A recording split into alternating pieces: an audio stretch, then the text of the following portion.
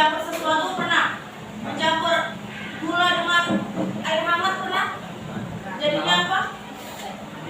Apanya manis? Airnya. Tapi gulanya larut enggak? Terus unsur sama senyawanya ada enggak?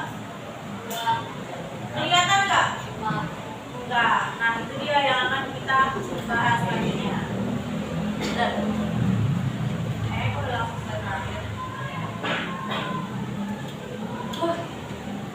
Namanya unsur tembaga, senyawa, sama larutan gula. Kalian tahu tembaga? Pernah lihat bentuknya? Tembaga biasanya kalau kalian pakai cincin emas yang buat cewek atau anting, berarti kalian sudah pakai yang namanya unsur. Nah, kalau misalkan kalian senyawa pakai NaCl, itu biasanya nanti pakai yang senyawa-senyawa dari kimia. Terus kalau larutan gula pasti udah sering dong bikin larutan gula, terus tambah teh, tambah sirup, ditambah kopi, pernah? Nah, nanti ketiga materi ini yang akan kita bahas.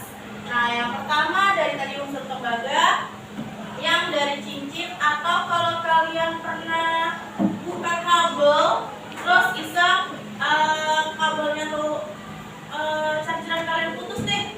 Nah, itu kan suka kelihatan tuh ada warna kuning. Nah, itu tembaganya. Nah, itu yang ada tembaganya yang alirannya masuk ke dalam kelistrikan kalian. Makanya kenapa handphone kalian kalau di charger itu langsung otomatis dia akan terisi baterainya. Tapi kalau senyawa itu jarang bisa kalian lihat tanpa adanya reaksi nantinya. Tapi kalau larutan gula ini sama. Kalian punya benda padat, temenin dulu. Kalian punya benda padat, mau gula, mau itu garam, terus mau itu kopi, mau itu teh, terus kalian masukkan ke dalam air yang panas atau hangat, itu nanti dia berubah menjadi yang namanya larutan. Nah, baru larutannya mau gula, mau kopi, mau garam itu langsung. Tapi yang namanya gula, garam sama kopinya itu sudah tercampur menjadi yang namanya tadi campuran. Lanjut, ini untuk tujuannya kita belajar untuk senyawa, terus unsur sama campuran untuk apa? Karena kalian untuk menganalisis itu tentang senyawa, unsur sama campurannya. Terus peserta didik juga tahu penggunaannya ketika kehidupan sehari-hari. Misalkan kalian mau minum, tapi kalian minumnya salah nih ngelarutinnya, mau minumnya malah harusnya teh sama gula, tapi minumnya teh sama garam. Gimana tuh kehidupan sehari-hari kalian? Yang harusnya mau jadinya manis, jadinya asin. Terus tambah lagi kalau ada campurannya pakai pahit, cuma kopi doang yang kalian campur tanpa adanya gula. Gimana tuh? Pahit kan? Nah, itu dia. Makanya kita harus menerapkan di kehidupan sehari-hari kita. Terus yang ketiga, kalian harus menggali metode atau pemisahannya. Pemisahannya itu biasanya ini kita praktikum ya, karena nggak bisa langsung pakai cuman omongan aja, tapi ini harus dibuktikan juga nih yang di sini yang ketiga. Nah, ini unsur. Ada yang tahu unsur apa berarti? Apa unsur?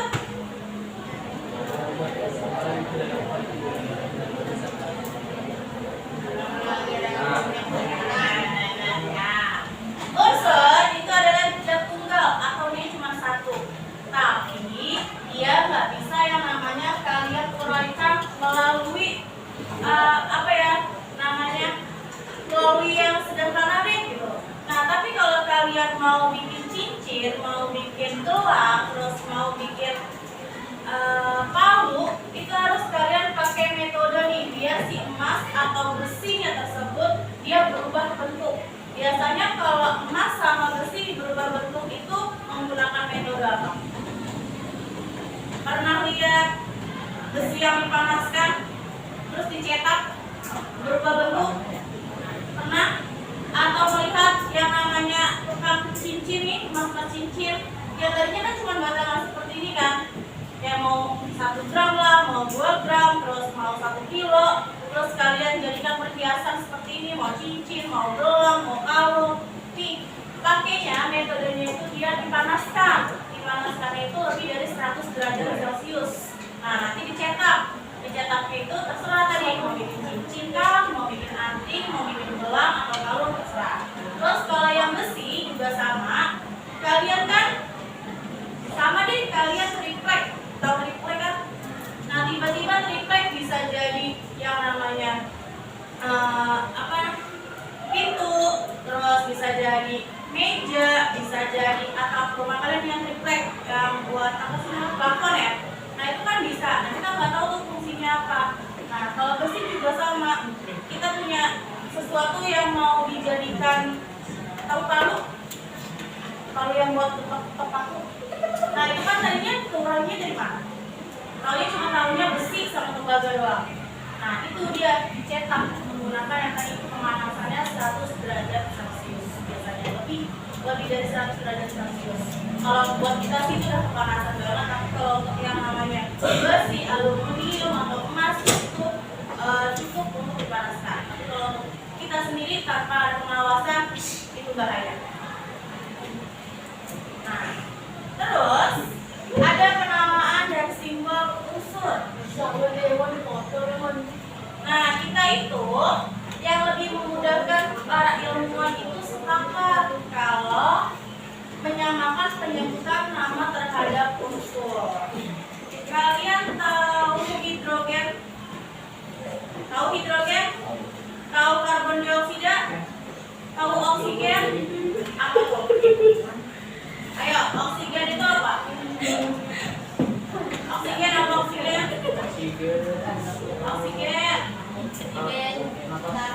Oksigen udara. Terus kalian menghirup apa? Kalian menghirup udara. Kalian menghirup angin. Kalian menghirup apa? Oksigen. Terus mengeluarkan.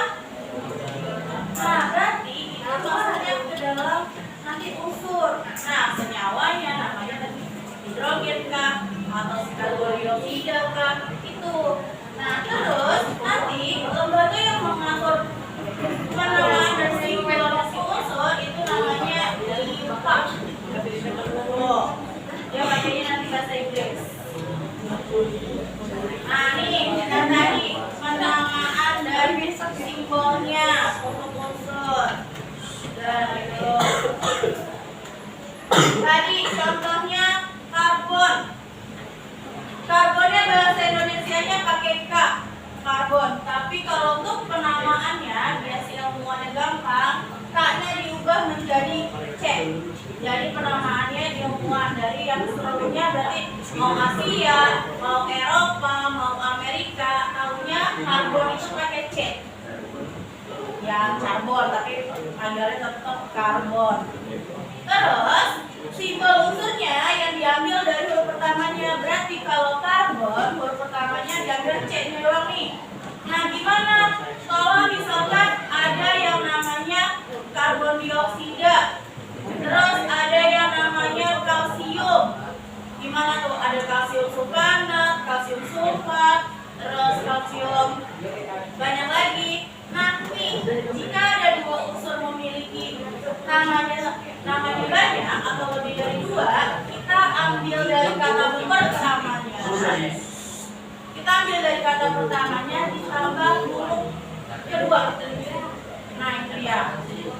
Jadinya kalsium. Mau kalsium nanti sulfonat, kalsium karbonat itu masuk. Terus ada pengelompokan unsur, ada 3. Ada logam, non logam, sama semi logam. Nih. Untuk yang pertama dari sifat unsurnya logam. Kalian pernah lihat emas batangan? Pernah lihat? Ada yang punya atau emas yang kalian pakai deh? Nih, dia mengkilat warnanya. Atau kalau kalian lihat tuh dia bikin silau. Terus dia sebagai penghantar panas. Tadi yang saya bilang di dalam kabel ini ada yang namanya tembaga atau dari aluminium nih. Nah, kalau kalian pegang, misalkan kompor rumah kalian terbuat dari apa? Kompor rumah. Ada yang pegang kompor gas? Terbuatnya dari apa? Dari platinum. Platinum. Terus apalagi? Tembaga. Ada yang pegang tembaga nggak? Kalau tembaga pasti berat, biasanya seng, terbuat dari besi. Nah, itu juga sebagai penghantar panas atau konduktor. Terus yang ketiga, dia titik lelehnya itu tinggi. Terus dia berwujud padat pada suhu dan tekanan normal, kecuali tadi dia menggunakan air rasa atau mau diubah bentuknya, mau menjadi yang kalian pengen. Bendanya ya, benda. Terus dia keras kecuali si natrium sama kalium. Dia bentuknya lunak. Nah, ini juga dia ada bahaya biasanya. Terus dia meregang ketika ditarik, atau kalau kalian tarik besi atau kalian tarik tembaganya, tapi jangan pakai aliran listrik ya, yang udah agak rusak. Terus kalian pegang, itu biasanya nanti dia akan melar. Nah, ini contoh-contoh dari si logam, yaitu ada tadi aluminium, terus ada barium, ada besi, ada emas, terus ada kalium, ada kalsium. Ini kalsium yang kalau misalkan kalian pernah minum susu, tiba-tiba ada unsurnya namanya ada kalsiumnya. Nah, ini dia berarti masuknya ke dalam logam nih. Nah, berarti tubuh kalian udah ada logam. Gimana tuh kalau tubuh kalian ada logam? Bisa dijual loh. Gimana tuh? Ada emas. Ada emas yang di dalam tubuh kalian tiba-tiba. Gimana tuh? Ada kalsium nih yang biasa kalian minum susu. Tapi bikin apa? Bikin tinggi apa bikin pendek? Bikin tinggi kan? Bikin tinggi ya? Nggak ada yang namanya besinya. Terus ada kromium, ada magnesium, ada mangan, ada natrium sama nikel. Kalau nikel ini biasanya berhubungan sama nanti batu bara biasanya.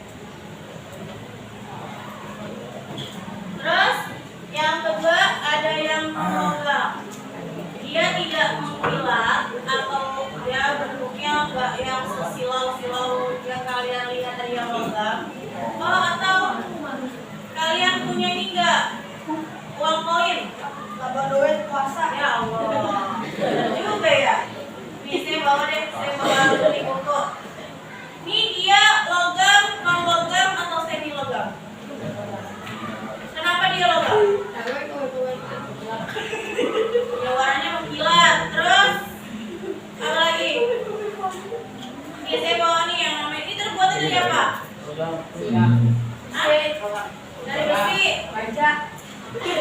Emangnya mau bikin rumah? Ini terbuat dari apa nih? Logam. Terus? Besi bisa. Terus? Nih, ini yang tadi, ini masuknya ke dalam logam. Ini kalau kena panas, jangan langsung kalian pegang. Kalau kena panas, ini jangan langsung kalian pegang karena dia semuanya besi, nanti sehingga tangan kalian tuh melepuh. Menggunakan capitan atau yang lainnya. Nah, terus dia titik lelehnya itu dan titik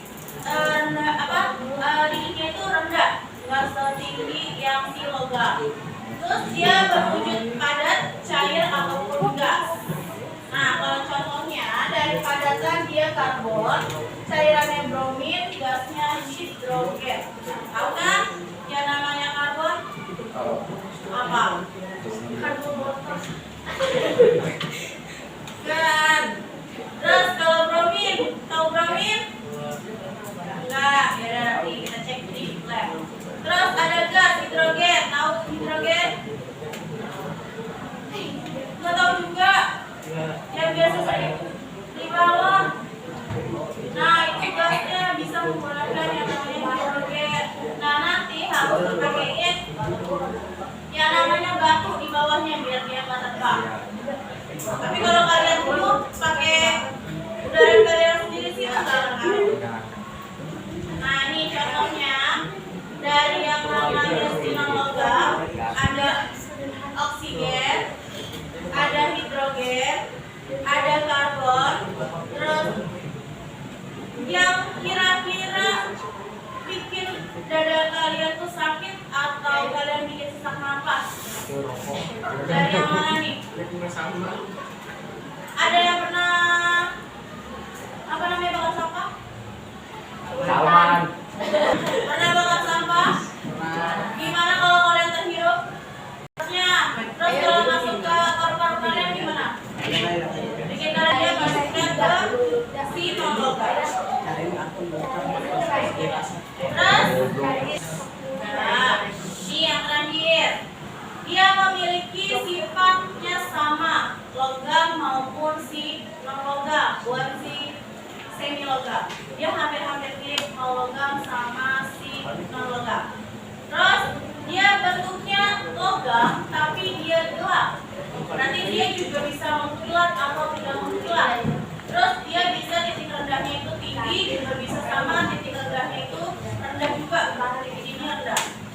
Nah, dia bersifatnya semi-konduktor, yaitu tidak dapat menghantarkan listrik dengan baik atau sesungguhnya, tapi dia punya hantaran listrik ketika suhunya itu lebih tinggi. Jadi kalau kalian kadang-kadang mau nyolokin sesuatu ke listrik, itu harus hati-hati, karena kalian nggak akan tahu itu mau semi atau mau logam langsung. Karena takutnya ketika kalian colokin listrik, ada sesuatu yang kalian nggak tahu, tiba-tiba tangan kalian tuh kesengat yang namanya listrik, aliran listriknya. Oh, itu yang bahaya buat tubuh kita. Kita nggak ada yang tahu tuh. Mau kenanya, kita nggak ada yang tahu hari terburuk kita tuh kapan. Ya nggak? Nah, kita lagi baik-baik nih, lagi sehat-sehat, lagi udah berapa. Nah, tiba-tiba besoknya gimana? Kita nggak ada yang tahu kan? Nah, itu dia. Makanya kalian harus hati-hati kalau sama yang hubungan listrik. Oke. Untuk kelompoknya, karena saya kertas yang kemarin hilang, kalau soalnya yang kemarin yang baru Ini sedang pembentukan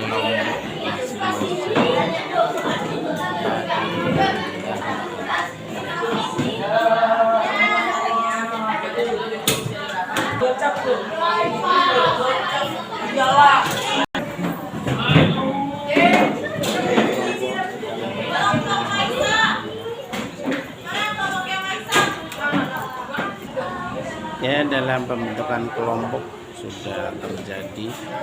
Ini kelompoknya sudah berkelompok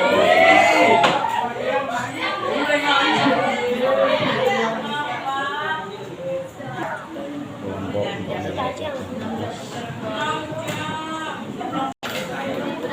kelompoknya unsur senyawa dan campuran kelompok sudah terbentuk kelompok 1, 2, 3, 4, 5, 6 dijadikan 6 kelompok.